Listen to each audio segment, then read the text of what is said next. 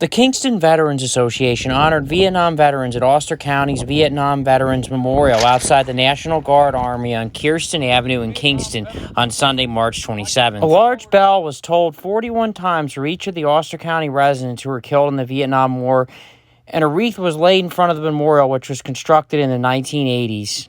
State Senator Michelle Hinchey handed out certificates of recognition to the Vietnam veterans on hand. The Sargaty's Democrat says it's important to give Vietnam veterans the recognition they've long deserved. The veterans who, quite frankly, when they came home, did not get the welcome that they deserved and that they were owed. And so to have days like this and to have ceremonies as beautiful as this one, to make sure that our community remembers our Vietnam veterans, the sacrifice they made for our country is incredibly important. So it was important for me to be here today just to be in support.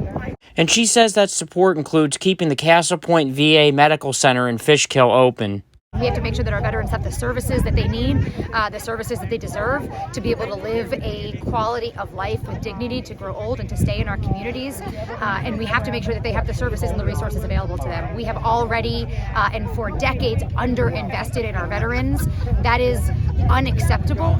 And we have to make sure that we're bringing in as many services as we possibly can. And one of those is making sure that we keep Castle Point, the healthcare services for so many of our veterans, open because we cannot, especially as we're sitting here trying to honor and remember and celebrate the veterans and the sacrifices that they made, we have to make sure that they have the tools that they need to stay in our communities.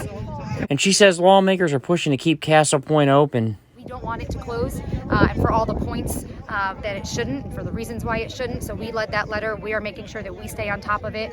And at the state level, too, we are also fighting to make the Division of Veteran Services an agency, a full state agency, to make sure that we can better support our veterans here in New York State.